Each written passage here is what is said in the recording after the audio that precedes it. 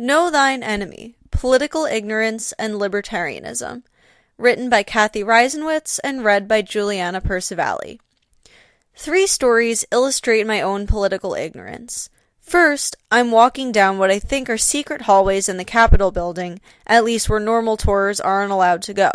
I'm with a Republican aide who's leading me to a Bitcoin ATM demonstration for members of Congress and telling me where I am and where we're going. I understand very little of it, but am too embarrassed to ask for further clarification. Later, I'm at dinner with a lobbyist for a major corporation and a woman who is damn near running a super PAC for a likely presidential nominee, despite not having graduated from Georgetown yet. I tell them in a certain tone that corporations own the parties anyway, and he tells me to wait a minute. His corporation, along with its competitors, all rallied very hard for 3 major policies and failed to get all 3, thanks to grassroots opposition. I'm shocked. Oddly, on these issues, I would have wanted the corporations to win.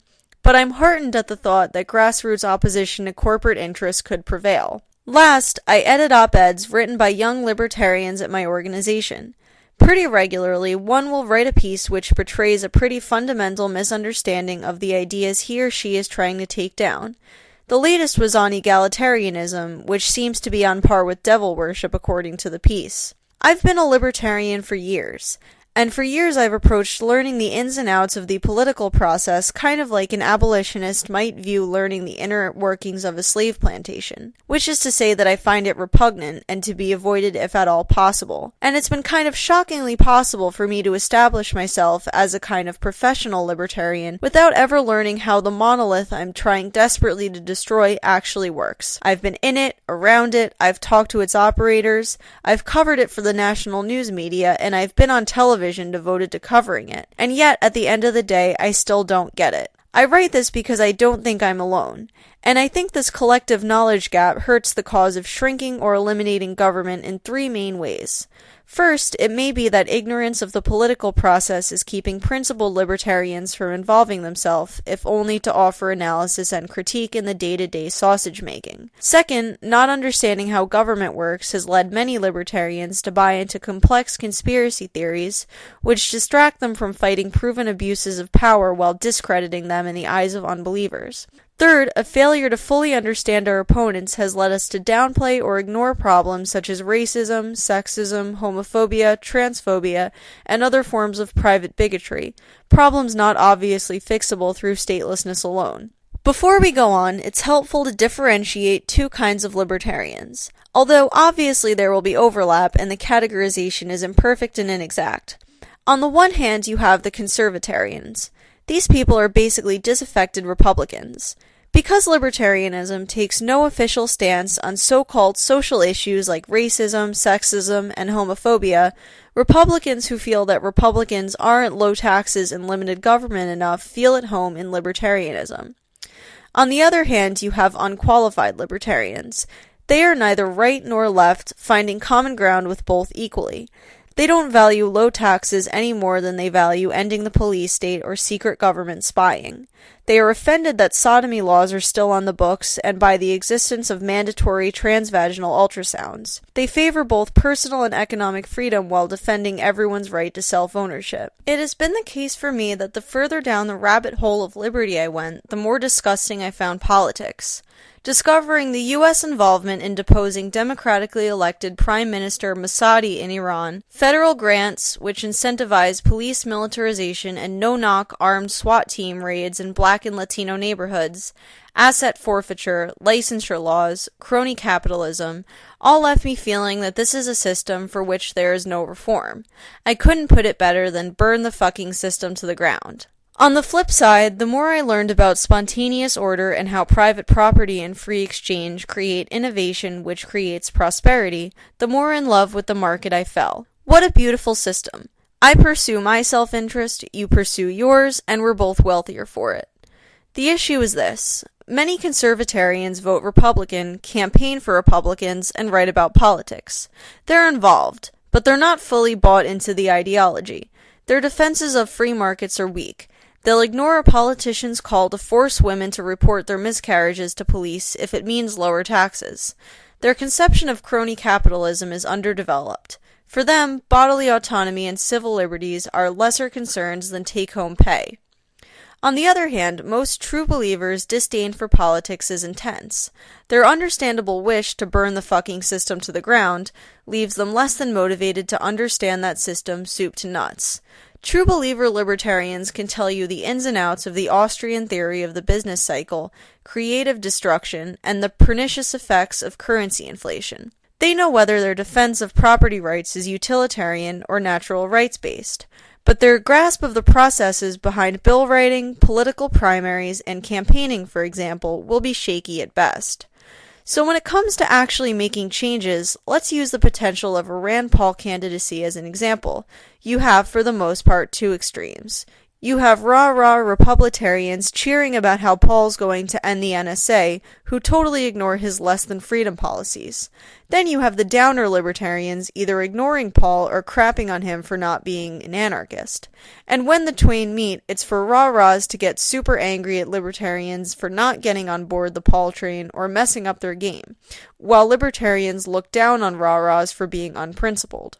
So what's the libertarian strategy on mostly, but not totally, pro-liberty political candidates? Fight each other. How about policies like school choice, which insert some competition into the public education system but leave it mostly intact? Fight each other. Gay marriage? Fight each other. Human trafficking? Ignore it for the most part unless they want to fight each other. Are you seeing a pattern? Not that Tea Partiers aren't fighting mainstream Republicans and the communists aren't fighting mainstream Democrats. But libertarians take infighting to the level that really nothing else gets accomplished. This is for better or worse, as we generally understand that the less that gets accomplished in the political world, the better. Another problem with an incomplete understanding of politics is that, ironically, it's given more weight and import than it probably deserves. We see this in libertarians' belief in so-called conspiracy theories. One of the first Young Americans for Liberty meetings I attended ended up being a viewing of a documentary on the origins of the Federal Reserve, which included an attempt to crash a Bilderberg meeting. Now, conspiracy theory is a broad category, spanning everything from lizard people to secret NSA spying. It doesn't just refer to those gothic tales where a single secret group runs the world. People use it to discuss smaller plots too, including a lot of stuff that falls under that public choice heading. Jesse Walker, who literally wrote the book on American conspiracies, explained. But there certainly have been covert decisions that did considerable harm, Walker said. A relatively recent example, which did not come out of the conspiracy theory community but was exposed by regular reporters and human rights groups and confirmed by federal officials, would be the CIA's network of secret prisons, or black sites, where torture was conducted. Libertarians subscribe to public choice theory, which posits that politicians and bureaucrats aren't saints, immune to the lure of acting in their own self-interest, but are normal people who make decisions at least in part based on what's best for them. But they take the reality of public choice and instances of secret, for a time, abuse, and use it as evidence for ideas like that the Rothschild family or Bilderberg group is successfully plotting to take over the world, or that international banking is run by a small secret group. Now, various small shadow groups may or may not be plotting.